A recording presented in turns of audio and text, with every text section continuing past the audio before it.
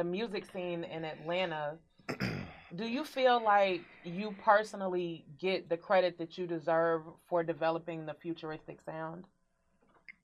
Nah, I don't think so. I don't think so either. Nah, I mean, well, and then like, it's cool. You know what I mean? People don't give Jesus the credit for what he do, but you know what I'm saying? Facts. Who am I? Facts. But I kind of like, I roll with the punches. You know, I know in my head and my heart, you know, what I've contributed to the culture. Yeah. You know what I mean? And I know what the culture contributed to me. You know what I mean? And once you're good with that, you're just good with that. You know what I mean? Yeah. You just can't go everywhere like, I brought that out. I started this, bro. You feel me? Make you look better. Yeah, make you look better. Yeah. Like the mad rap nigga or some shit. Yeah. Who's some of the like new young niggas that you fucking with that you feel like keeping the torch going? The vibe of Young Dro being able to rap, having bars and all that type of shit. Like, who's some of the people you think going for it? It goes without saying, like Lil Baby. For sure, yeah. You know what I'm saying? Like, For sure. I can actually see that, you know, I can see myself like that. You know what I mean? Future, you know what I mean? It's just, it's people that I know, like, cause Oakland City up the street. Right. You know what I'm saying? Future, Right. Future used to be rock. So you know what I mean? And you know, it's good to see it. It's very good to see it. And Thug, you know what I mean? Yeah. We all come from, you know, the same realm, and it's good to see the young cats doing what they do. Why you think like some Atlanta artists though are just, well, let's flashback. We all remember the Andre 3000, the South got something to say shit, and Atlanta been running shit for years and decades and decades and decades. Why you think it is that the South still hasn't completely gotten their like industry credit and all that type of shit? I think because we're in the South. You know what I mean? And the rest of it is run elsewhere. Yeah, you know what I mean? I think we got it. I think they just trying to hold on to what they did. Different coasts and different states. But they knowing Atlanta got this shit, bro. Right. South got it. They know. Yeah. But overall, forever, we've had it longer than everybody. At a certain point, whatever you feel like, it's us. But what you want them to do? Just give it to us. Just They say done gave it. Why they ain't gave We it? took it. That's what I'm saying. But how you feel like they ain't trying to release it? We got it.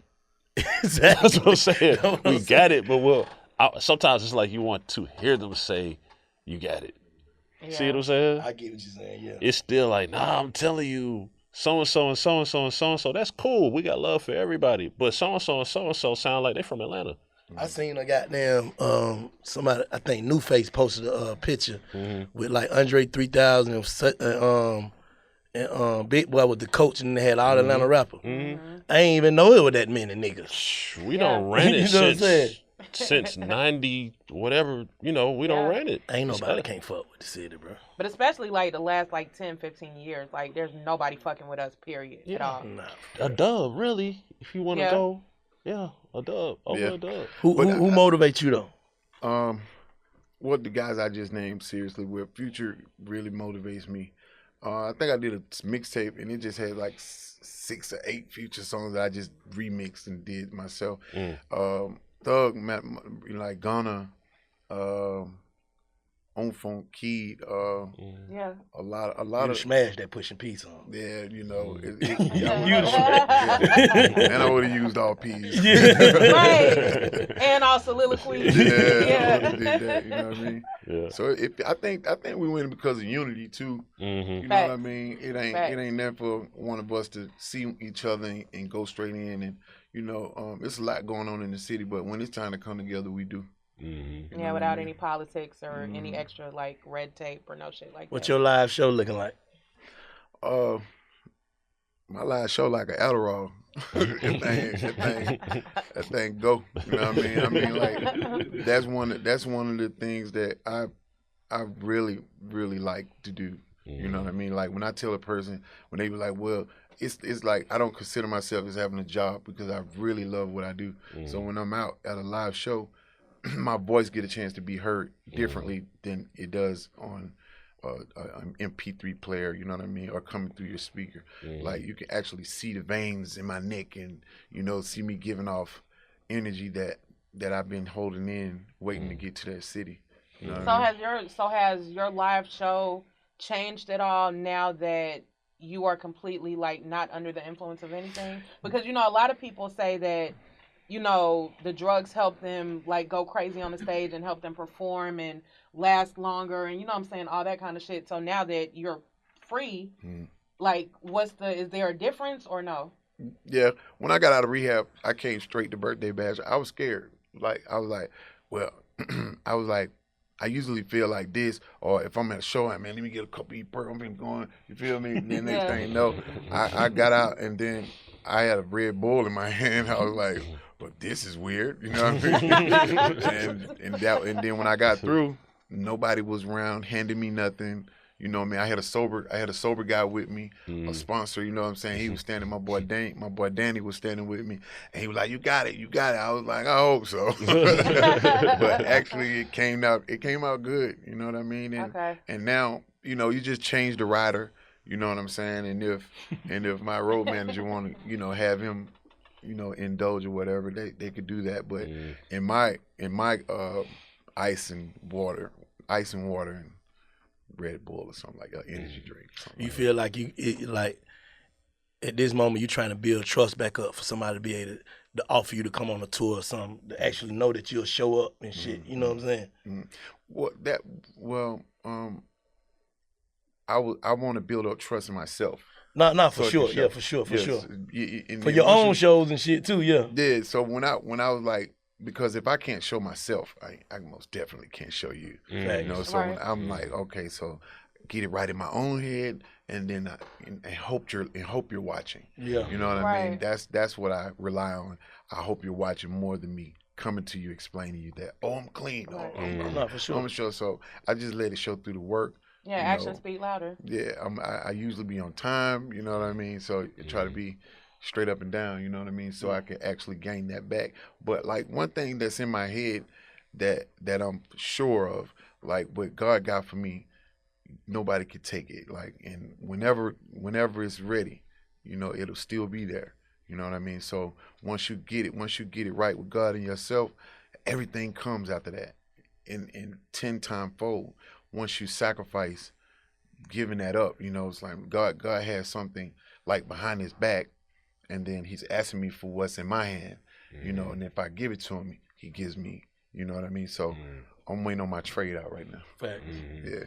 I think the biggest part is, you know, sometimes we be focusing on like, I gotta forgive others. Most of the time we have to forgive ourselves. Look inside yourself for sure. Because sometimes you'll be down on yourself so hard from the thing that you don't put yourself through, you can never come through that shit. Yeah, and that's what I was fighting with that for a long time, Bank. Like, trying to figure out how to please the people. You know what I mean? Like, oh, I'm gonna look like this for this. When this person come around, I'm gonna look like this. And actually, once you do it genuinely, they'll see it. You know, because they're watching. They'll be able to tell you if you did something fucked up. So you should be able to tell me if I'm doing the right thing. Nah, for real. Yeah. Do you think the fans forget sometimes that people are human because it's like they just want Dro for what they want Dro for? You know what I mean? And they forgetting that you're a whole human with a whole family and feelings and all that stuff. And is that one of the reasons you jumped off social media? Yeah, I jumped off social media because I didn't think it was a problem until I, you know, the attention and the gratification from people, you know what I mean? Like, you be trying to figure out, well, you be looking at other people live these lives, and I be like, well, he's still smoking, and he's still, why he ain't going through? I'm like, well, he wasn't as worse as you are, you know what I'm saying? And you know, I try to make my life line up with another person's life. You know what I'm saying? I see everybody out having like, well, God, you know why I gotta be so why you gotta be so hard on me? Because God be on me like, you gonna get it right, or I'm not blessing you anymore. And I'd be like, well, why? But this he has 300 women, and you know he's smoking a pound of weed. You know what I'm saying? Why he ain't like they like? Because and I think because a lot of the time I have favor too with God, you know, because I supposed to have been gone.